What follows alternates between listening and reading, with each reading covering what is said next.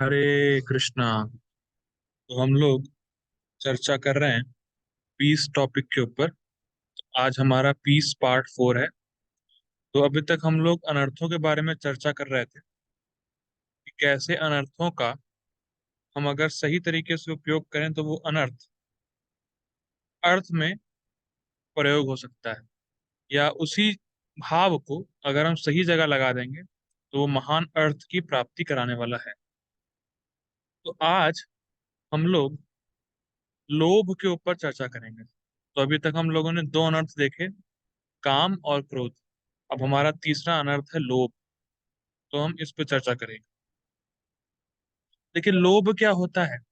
एक बहुत सुंदर कोटेशन इंग्लिश में किसी ने लिखी है कि this planet has a needs for every man but not for one's man grid.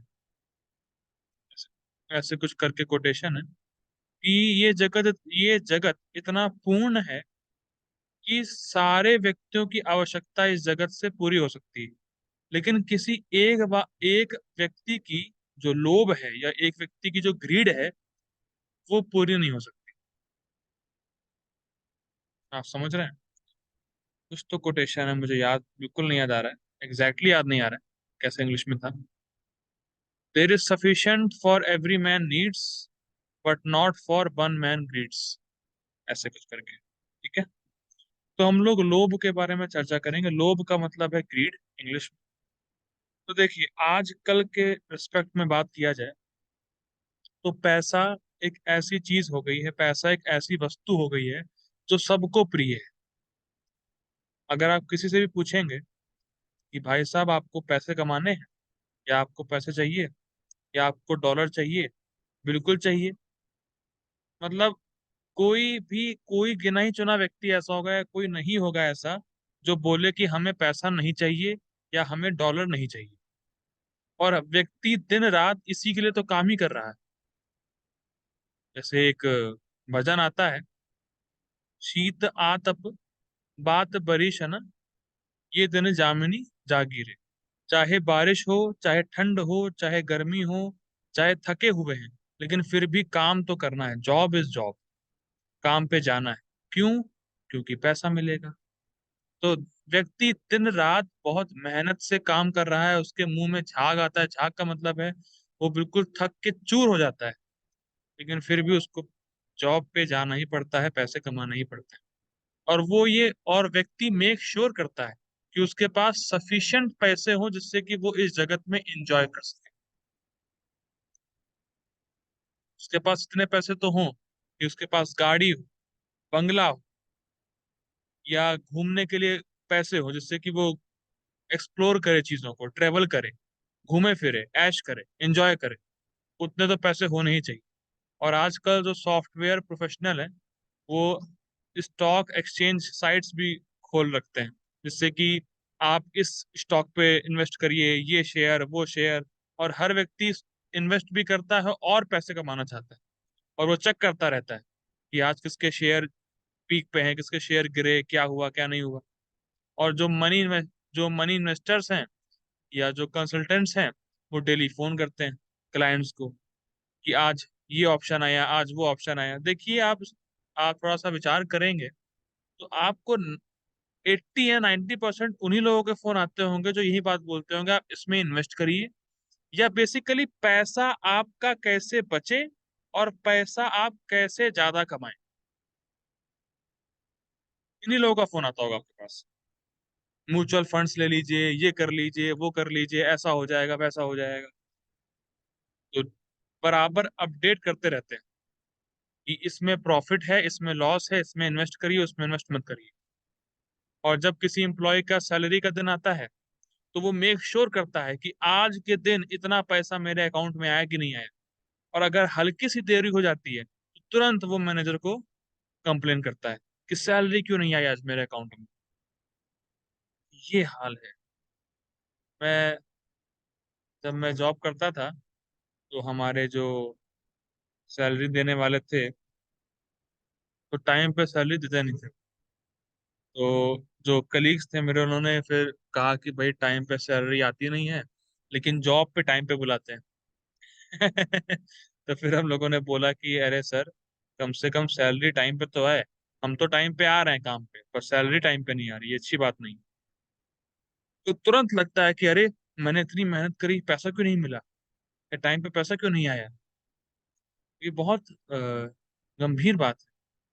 और जो छोटे छोटे बच्चे भी हैं वो भी बड़े खुश हो जाते हैं जब कभी कोई रिलेटिव आता है, उनके हाथ में देता है पैसे कि लो बेटा ये लिफाफा लो, लिफाफे में कितने। और देखिए, जैसे लिफाफा पाते हैं हम लोग, सबसे पहले लिफाफे का कहीं काम है कि लिफाफे में कितने रुपए डाले। सबसे पहले ही दिमाग में आता है कि भैया इस लिफाफे में कितने रुपए हैं। ये नहीं देखते हम कि कितने प्यार से दिया, कितने प्रेम से दिया, या कुछ दिया, वो मैटर नहीं है, कितना दिया ये मैटर है। जब भी याद है कि अ, थोड़ी रिकॉर्डिंग जाती है तो मुझे अभी भी याद है कि एक बार एक मुझे मिला था लिफाफा, तो उसमें ये देखा जा रहा था कितने रुपए हैं, किसने दिया है, कितने प्यार से दिया, वो नहीं, पर इतने कम रुपए। तो बेसिकली जो पॉपुलेशन है, या जो आजकल के लोग हैं, वो इतना ज्यादा डिपेंड हो चुके हैं पैसों पर कि, जैसे हिज होलीनेस राधाना स्वामी महाराज जी बहुत सुंदर बोलते हैं। वो कहते हैं, अगर किसी मुर्दे, कोई मुर्दा है, कोई मर गया है, कोई मुर्दा लेटा हुआ है, और अगर उस मुर्दे को भी तुम पैसे की गड्डी सुंगा दोगे, नाक पे रख दोगे, तो उसकी आंखें बड़ी हो जाएंगी। महाराज जी बोलते हैं, अगर कोई मरा हुआ है और उसके नाक के पास पैसों की गड्डी रखिए और उसको सुंगाइए, तो उसकी आंखें बड़ी हो जाएंगी और वो उठ जाएगा। ये पॉइंट है कि इतना ज्यादा हम लोग पैसे पे डिपेंड हो चुके हैं, इतना ज्यादा पैसे कमाने की ग्रीड या चाह हमारे अंदर आ गई है कि जहां भी हमें दिखता है कि यहाँ पैसा है, यहाँ पैसा है, तुरंत हम वहां चले जाते हैं। और एक और बहुत ध्यान देने वाली बात है, जो लोभ है ना, लोभ, ग्रीड, ग्रीड का स्वभाव है, लोभ का स्वभाव है कि वो आपसे एक्स्ट्रा हार्ड वर्क कराए, कि आपको चाहिए एक्स्ट्रा, और एक्स्ट्रा चाहने के लिए एक्स्ट्रा काम करना पड़ेगा, और एक्स्ट्रा काम करेंगे तो डिप्लोमेटिक होना पड़ेगा, कि भाई आप अकेले तो है नहीं ना, कंपटीशन बहुत है, तो डिप्लोमेट होना पड़ेगा। तो जो ग्रीड है, जो लोभ है, उसका स्वभाव है कि वो आपसे एक्स्ट्रा हार्डवर्क कराएगा और आपको दिन प्रतिदिन डिप्लोमेटिक बनाता चला जाएगा, क्योंकि आपको मोर एंड मोर मनी चाहिए, अधिक से अधिक पैसा चाहिए, और अधिक से अधिक इंद्रिय भोग चाहिए। ये बहुत इंपॉर्टेंट है। और जब हम अधिक से अधिक कमाते हैं, या अधिक से अधिक वस्तुओं को इकट्ठा करते हैं, तो होता क्या है कि हम इकट्ठा कर रहे हैं।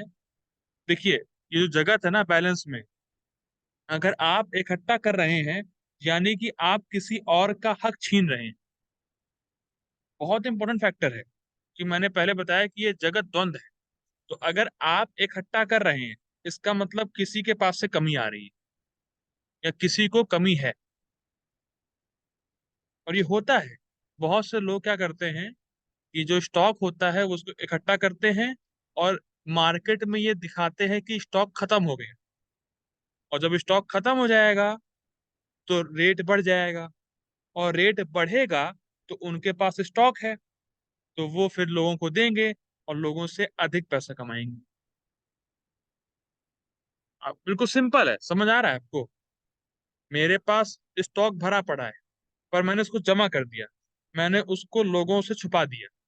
अब मार्केट में खबर फैली कि भाई स्टॉक तो खत्म हो गया है, स्टॉक खत्म हो गया है, तो उस चीज की डिमांड ज्यादा है, तो प्राइस बढ़ जाएगा। प्राइस बढ़ जाएगा, और फिर मेरे पास है, तो मैं जब दूंगा, तो अधिक से अधिक पैसा कमाऊंगा, अधिक से अधिक प्रॉफिट कमाऊंगा, गरीब लोगों से, या मीडियम, जो मिडिल क्लास लोग हैं उनसे। और यहाँ तक कि प्रभुपाद जी बोलते थे, कुछ लोग तो अ, जो अनाज है और दूध है, या ग्रेन मिल्क और जो भी चीजें हैं, खाद्य पदार्थ हैं, उसको वो लोग ओशियन में फेंक देते थे, जिससे कि जो रेट है वो हाई रहे। यहाँ तक लोग करते हैं। और जो रियल एस्टेट बिजनेस वाले हैं, वो भी यही करते हैं। आजकल क्या हो रहा है, आजकल सबके पास जमीन है। अगर इंडिया की बात करें, फिलहाल कनाडा का तो मुझे नहीं पता इतना ज्यादा। अगर इंडिया की बात करें, तो लोगों के पास जमीन है, लेकिन वो जमीन वो लोग होल्ड किए हुए हैं कि जब इसका दाम बढ़ेगा तब बेचेंगे। लेकिन आइडियल तो ये होना चाहिए कि भाई क्यों वेट कर रहे हो? अगर किसी को जरूरत है, किसी को चाहिए, तो आप दे दो ना। लेकिन ना, मेरी जमीन है, जब तक पैसे नहीं बढ़ जाएंगे, जब तक मेरे हिसाब के पैसे नहीं मिलेंगे, तब तक मैं किसी को नहीं दूंगा, तब तक होल्ड करके रखते हैं। तो पॉइंट क्या है? यूटिलिटी, मतलब एक दूसरे की सहायता या एक दूसरे के काम में आना। यूटिलिटी तो गई भाड़ में, अब प्रॉफिट बन गया है लोगों के जीवन का उद्देश्य, कि हमें कैसे प्रॉफिट मिले, बाकी लोगों को जो भी हो रहा है, बाकी लोग को जो भी कष्ट हो रहा है, हमें उससे क्या मतलब, हमें प्रॉफिट मिलना चाहिए बस। लेकिन प्रभुपाद जी बोलते थे यूटिलिटी इज द प्रिंसिपल, लेकिन हमारा प्रिंसिपल क्या है? प्रॉफिट। ये हमें देखना पड़ेगा। सब ग्रीड के लक्षण है। और कई बार जनरली लोगों को कंप्लेंट्स होते हैं शहरों में ट्रैफिक जाम के और बड़े बड़े बिल्डिंगों के। कई बार, जैसे मुझे याद है जब मैं पहली बार नोएडा गया था, तो एक मतलब इतनी बड़ी बड़ी जो बिल्डिंग है, आज तो हर तरफ वही देखने को मिलता है ऐसे देश में है। लेकिन जब मैं पहली बार नोएडा गया था तो देखा था बहुत बड़ी बड़ी बिल्डिंग है, बिल्कुल स्काई स्क्रैपर, लंबी लंबी। तो पहली बार देखी थी। और ट्रैफिक जाम तो फिलहाल हर जगह अब बढ़ ही गया है।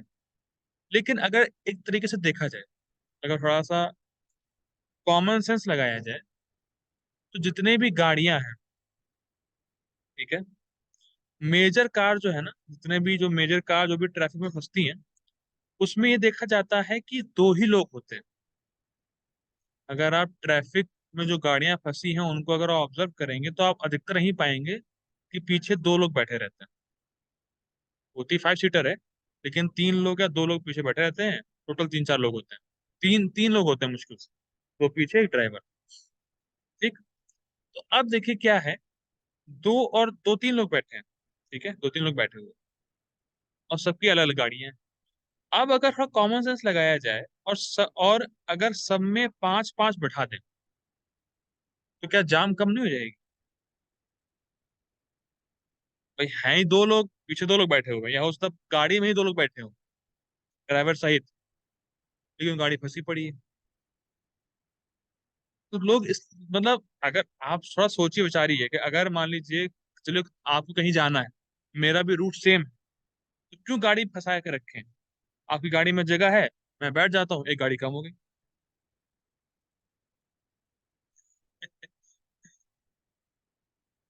सिंपल है ना? या कभी कभी होता है कि जो बिल्डिंग है और अपार्टमेंट्स हैं उसमें 2 या 3 रूम होते हैं, और उसमें मैक्सिमम 4 लोगों से अधिक कोई रहता नहीं। और वो चारों लोग रहते कितनी देर के लिए अपार्टमेंट में? केवल 10-12 घंटे। और बाकी सारा टाइम तो उनका ऑफिस में जाता है, ट्रेवलिंग में जाता है। तो भैया इतनी बड़ी बड़ी बिल्डिंग बनाने का फायदा क्या, जब कोई रह ही नहीं रहा है वहां, केवल रात में सोने जाते हैं बस।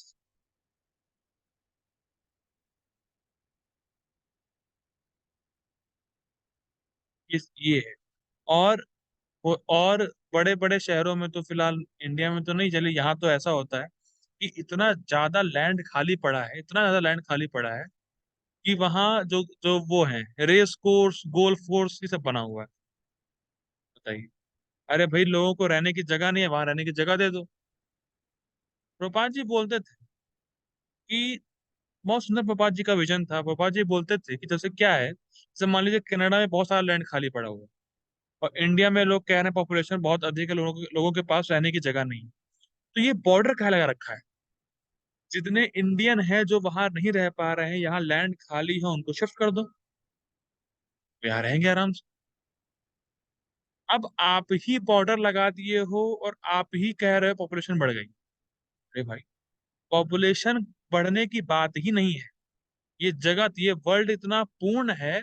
ओम पूर्णमदा पूर्णमिदम पूर्णात पूर्णमुदच्यते पूर्णस्य पूर्णमादाय पूर्णम एवावशिष्यते। ये जगत पूर्ण है, तो कभी इसमें कोई दिक्कत है नहीं, पर दिक्कत हम लोग बनाते हैं। प्रभुपाद जी बोलते थे, this world is perfect, but due to our mismanagement we create problems. हमारा मैनेजमेंट ठीक नहीं है, ये जगत तो पूर्ण है, और चिल्लाते भी फिर हम ही है कि अरे देखो ऐसा है, वैसा है, ऐसा वैसा। तो ये बात बहुत गंभीर है, हमें समझना होगा इस चीज को।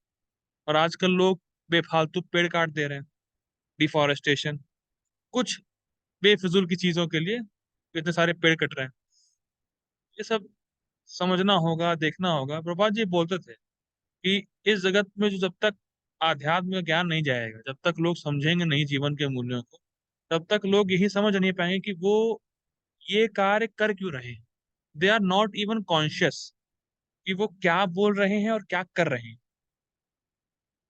तो इसीलिए प्रभुपाद जी बोले हैं, first first become conscious then Krishna conscious. फिलहाल प्रभुपाद जी की बहुत बातें याद आ रही हैं आज, कृष्ण कृपा से। तो आगे बढ़ते हैं। तो हम लोग, हाँ, तो बात ये है कि जब तक आध्यात्मिक जीवन का सही सही ज्ञान नहीं होगा, तब तक हम भगवान को रिप्लेस कर देंगे पैसे से। एक जगह आप लोगों को पता होगा, जो लोग जानते हैं, जो लोग सुनेंगे वीडियो को, उनको पता होगा, मृगारी की कथा आती है, मृगारी और नारद मुनि की कथा आती है। तो मृगारी जो होता है, वो जानवरों को आधा काट के उनको तड़पने के लिए छोड़ देता है, जानवरों को। तो नारद मुनि एक बार आए, उन्होंने देखा कि जानवर आधे कटे हुए हैं। तो वो थोड़ा सा, उनको आश्चर्य हुआ कि भाई ये कौन कर रहा है। तो नारद मुनि को बाद में मालूम चला कि मृगारी नाम का एक जानवर काटने वाला है, कसाई है, वो ये सब करता है। तो नारद मुनि ने फिर मृगारी को उपदेश दिया, सब कुछ हुआ। तो मृगारी बोलता है कि अरे नारद मुनि, अगर मैं ये धंधा ना करूं, अगर मैं जानवरों को आधा काट के ना छोड़ूं, तो मेरा पेट कैसे पलेगा, मेरा घर बार कैसे चलेगा, मुझे पैसे कहाँ से मिलेंगे। तो नारद मुनि कहते हैं कि तुम इस कार्य को छोड़ दो, तुम्हारा सब कुछ चलेगा, ये मैं गारंटी देता हूँ। और फिर जब मृगारी ने अपना ये गलत धंधा छोड़ दिया, तो लोगों ने देखा कि मृगारी बहुत सुधर गया है। तो मृगारी को खाना देने के लिए लोग लाते थे अपने घर से खाना, कि मृगारी को कुछ खाने को दे दे, या मृगारी के घर पे लोग दान देने आते थे, सिंपल लैंग्वेज में। तब प्रोपाद जी इस पॉइंट को रेफर करते हुए लिखते हैं वहां पे, we don't ever think that money is the source of our maintenance. Prabhupada ji बहुत सुंदर बात कहते हैं, कभी व्यक्ति को ये नहीं सोचना चाहिए कि पैसे से मेरा मेंटेनेंस हो रहा है। कभी नहीं सोचना चाहिए। मेंटेन करने वाले कृष्ण हैं। लेकिन हमें भगवान पे विश्वास तो है नहीं। तो भगवान पे विश्वास नहीं है, तो विश्वास है पैसे पे, कि मेरे पास पैसा बहुत होगा तो मैं खूब एंजॉय कर सकता हूँ, खूब भोग कर सकता हूँ, जो चाहे वो कर सकता हूँ। ये पॉइंट है। जब तक हम आध्यात्मिक जीवन को नहीं समझेंगे, जब तक हम भगवान की महत्ता को नहीं समझेंगे, भगवान की इंपॉर्टेंस को नहीं समझेंगे, तब तक क्या होगा, जो हमारी एजुकेशन भी है, जो हमारे लोग भी हैं, जो समाज के लोग, उनको बस यही चीज लगेगी, पढ़ाई करो, जॉब करो और केवल पैसा कमाओ, बस पैसा ही सब कुछ है। उनको ये फीलिंग आएगी, पैसा ही सब कुछ है। और मजे की बात तो ये है कि लोग अपना धर्म, लोग अपना विश्वास, लोग अपनी श्रद्धा तक बेचने को तैयार हैं पैसे के। उनको भगवान से कोई मतलब ही नहीं है, अपना धर्म तक बेचने को तैयार है केवल केवल पैसे के लिए। ये तो एक चीज है। दूसरी एक्सट्रीम है कि लोग इतने ज्यादा लोभी होते हैं कि अगर उनके पास कुछ पैसा भी है, तो भी वो खर्च नहीं करेंगे। देखिए, कुछ लोग होते हैं जो बहुत पैसा कमाने में लगे रहते हैं, और पैसा इकट्ठा करना है, और पैसा इकट्ठा करना, और पैसा इकट्ठा करना है। ये एक एक्सट्रीम है। दूसरी एक्सट्रीम लोभ की ये है कि उनके पास जो है उसको वो खर्च ही नहीं करना चाहते। आप समझ रहे हैं, दो एक्सट्रीम। एक, खूब इकट्ठा करो, इकट्ठा करो, इकट्ठा करो, इकट्ठा करो, ये एक लोभ का एक्सट्रीम। एक लोभ का एक्सट्रीम है कि जो भी मेरे पास है उसको मैं खर्च ही नहीं करूंगा, कंजूस नंबर वन। लेकिन शास्त्रों में ये बात आती है कि लक्ष्मी, या कह सकते हैं पैसे का एक स्वभाव है या पैसे का नेचर है कि उसको आप बहने दें। जैसे अगर आप पानी को बहने बहने से रोक देंगे, अगर आप पानी को स्थिर कर देंगे तो वो पानी बन जाएगा नाला और उसमें से बदबू आएगी। तो वैसे ही जो करेंसी है, जो पैसा है, उसको बहने दिया जाए, उसको फ्लो होने दिया जाए। लेकिन जो कंजूस लोग होते हैं वो हल्का सा भी खर्च नहीं करना चाहते, अपने बेसिक नीड्स के लिए भी नहीं। क्यों? वो सोचते हैं अरे कहीं खत्म हो गया तो, खत्म हो गया तो, खत्म हो गया तो। अरे भाई, जो जो आपकी बेसिक जरूरतें हैं कम से कम उसके लिए तो खर्चा करो, लेकिन लोग उसके लिए भी खर्चा नहीं करते। आई विश किसी को ऐसा पति ना मिले। तो बेचारी पत्नी रह नहीं पाएगी। तो अब क्या है, ये दो एक्सट्रीम है, इकट्ठा करना और खर्च ना करना। अब लेकिन शास्त्रों में क्या लिखा गया है, बहुत सुंदर बात है। ईशोपनिषद का पहला श्लोक है, देखिए। ईशावास्यमिदं सर्वं यत् किंचित् जगत्यां जगत् तेन त्यक्तेन भुंजिता मा घृता कस्य धनम। उसमें बोला जा रहा है, ईशावास्यम इदम सर्वम, ये जो पूरा जगत है, जगत में जो भी चलने वाले प्राणी हैं और जो नहीं चलने वाले प्राणी हैं, और जो ये पूरा जगत है, ये भगवान के द्वारा कंट्रोल और भगवान के द्वारा ओन्ड है, मतलब भगवान का है। और तेन त्यक्तेन भुंजिता, जिसके लिए जो जरूरी है केवल वो ग्रहण करो। जो जिसके कोटे में लिखा गया है, तेन त्यक्तेन भुंजता, जो भुंजता मतलब भोगना यार, इसको यूज करना। तो जितना आपके कोटे में है उतना ही यूज करो, दूसरों का यूज मत करो। क्यों दूसरों का यूज ना करें? क्योंकि ये समझो कि ये चीज दूसरे की है ही नहीं, ये चीज तो भगवान श्री कृष्ण की। ये बहुत इंपॉर्टेंट है। अगर हम किसी दूसरे से छीन रहे हैं तो इसका मतलब है हम भगवान के आदेशों का उल्लंघन कर रहे हैं। क्योंकि भगवान ने अपने वस्तु, जैसे मान लीजिए दो लोग हैं, ए और बी, तो ए जो है बी की वस्तुओं को छीन रहा है, तो इसका मतलब वो भगवान के आदेशों का उल्लंघन कर रहा है। क्योंकि भगवान ने ही वो वस्तुएं बी को दी थी, क्योंकि वस्तुएं भगवान की हैं और भगवान जो चाहे किसी को दे सकते हैं। तो जो भगवान ने बी को दी, आप छीन रहे हो, तो मतलब आप भगवान के आदेशों का उल्लंघन कर रहे हो, तो ये पाप है। ठीक है। अब प्रभुपाद जी बहुत सुंदर एग्जाम्पल देते थे। वो ये बोलते थे, जैसे मान लीजिए कोई व्यक्ति आए और वो रोड पे अनाज की बोरी को खुला छोड़ दे। ठीक। अब अगर कोई, अगर अब प्रभुपाद जी बोलते थे कि अगर स्पैरो आए, स्पैरो मतलब क्या बोलेंगे, अगर कोई पक्षी आए, तो पक्षी अगर आएगा तो जितना उसको भूख लगती है वो उतना आज खाएगा और चला जाएगा, और अगले दिन क्या होगा उसको फर्क नहीं पड़ता।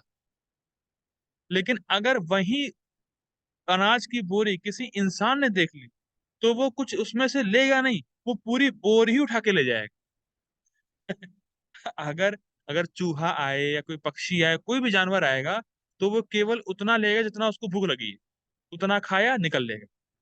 लेकिन अगर इंसान आ जाएगा तो इंसान उस अनाज की पूरी बोरी को ही उठा के ले अपने घर ले आएगा।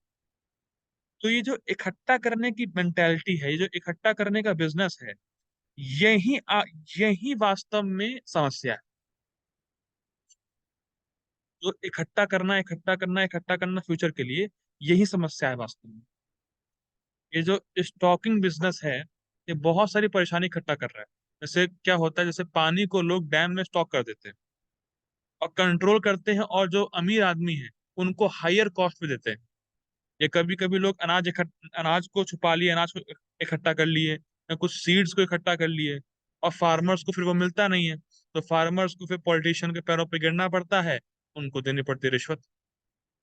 तो ये बहुत अननेचुरल है कि हम प्राकृतिक चीजों को स्टॉक करें पैसे के लिए।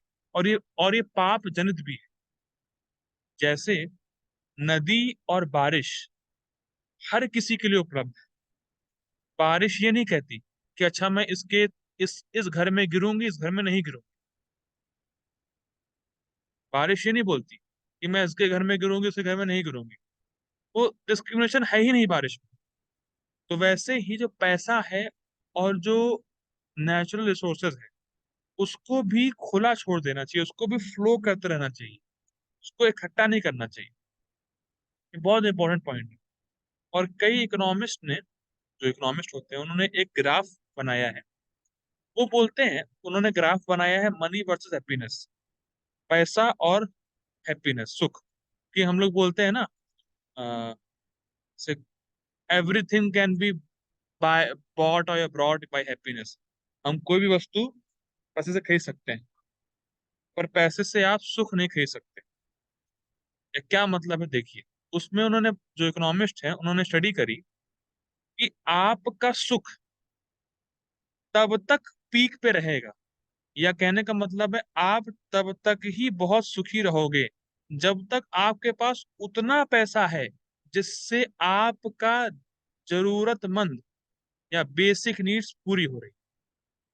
मैं फिर रिपीट कर रहा हूं, आप सबसे ज्यादा सुखी तभी रहेंगे जब आपके पास उतना ही पैसा हो जिस पैसे से आप अपनी बेसिक नीड्स, रोटी कपड़ा और मकान पूरी कर सकते हो, खत्म। अगर आप उससे ऊपर चले गए तो हमेशा आपको दुख और एंजाइटी होनी ही होनी। क्योंकि अगर आप एक सर्टेन लिमिट से ज्यादा पैसे इकट्ठा करोगे तो क्या होगा, झूठे दोस्त आ जाएंगे आपके पास, आपके दुश्मन बन जाएंगे, या आपके जो रिलेटिव्स हैं वहीं आपसे पैसा छीनना चाहेंगे, या कभी कभी लोग धोखा देंगे। कुछ ना कुछ चलता ही रहेगा, कुछ चोरी हो जाएगी, या कुछ ऐसा हो जाएगा वैसा हो जाएगा। लेकिन अगर आपके पास उतने ही पैसे हैं जितना आपकी बेसिक नीड्स होगी, सबसे ज्यादा सुखी रहेंगे, आप संतुष्ट रहेंगे। तो ये बहुत इंपॉर्टेंट है। और अगर आपके पास ज्यादा हो भी रहा है तो उसको आपको दान देना चाहिए। गीता में कृष्ण बोलते हैं कि कभी भी किसी व्यक्ति को तप, दान और स्वाध्याय नहीं छोड़ना चाहिए। तपस्या करना और दान करना कभी नहीं छोड़ना चाहिए। तो अगर आपके पास ज्यादा है भी तो वैष्णवों को दान दें, प्रामाणिक मंदिरों को दान दें। और दान देने से आप खुद देखेंगे कि आपके मन कितना शांत होगा, आप कितने संतुष्टि का अनुभव करेंगे। तो ये इंपॉर्टेंट है। तो ये ग्राफ बना हुआ है, ठीक है। और एक बहुत इंपॉर्टेंट पॉइंट यहाँ पे आ रहा है, बहुत अच्छा पॉइंट यहाँ पे है कि लोभ है क्या वास्तव में। ये तो मैंने बहुत बहुत कुछ बता दिया, लेकिन लोभ है क्या, बहुत सुंदर लाइन लिखी है यहाँ पे। लोभ एक इनसिक्योरिटी का साइन है। से एक लोभ एक बेचैनी वाली फीलिंग है जब व्यक्ति को भगवान में श्रद्धा नहीं होती। प्रभुपाद जी बोलते थे कि भाई कुत्ता जॉब पे नहीं जा रहा है, बिल्ली जॉब पे नहीं जा रही है, हाथी जॉब पे नहीं जा रहा, हाथी कितना खाता है, वो जॉब पे नहीं जा रहा। तो जब भगवान हर हर जीवात्मा को या हर फॉर्म ऑफ लाइफ को मेंटेन कर रहे हैं, हर योनियों को मेंटेन कर रहे हैं, तो तुम्हें क्यों नहीं करेंगे। प्रभुपाद जी कई बार ये बोले हैं कि भाई जब भगवान हर प्राणी को मेंटेन कर रहे हैं, हर प्राणी का खाना पीना सोना भगवान अरेंज कर रहे हैं हर दिन हर क्षण, तो तुम्हारा क्यों नहीं करेंगे। इंसानों से पूछते हैं वो, मतलब प्रभुपाद जी खाते हैं सवाल कि तुम्हारा तुम्हारा मेंटेनेंस क्यों नहीं होगा। लेकिन हमें उतना फेथ नहीं है, इसलिए हमारे अंदर लोभ है कि हमें इकट्ठा करना है, इकट्ठा करना है, कमाना है, कमाना है, कमाना है। अगर नहीं कमाएंगे, नहीं इकट्ठा करेंगे तो हमारा मेंटेनेंस कैसे होगा। पर मेंटेनेंस पैसे से होता ही नहीं है, मेंटेनेंस भगवान करते हैं।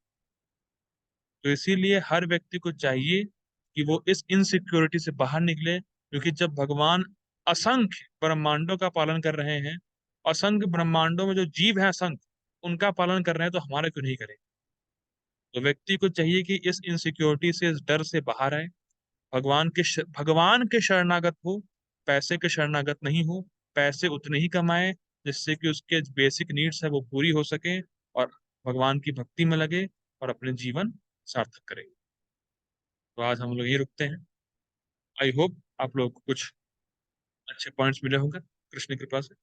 हम लोग यही रुकते हैं, हम लोग कल अब अगला अनर्थ चर्चा करेंगे। श्री प्रभुपाद की जय। हरे कृष्ण।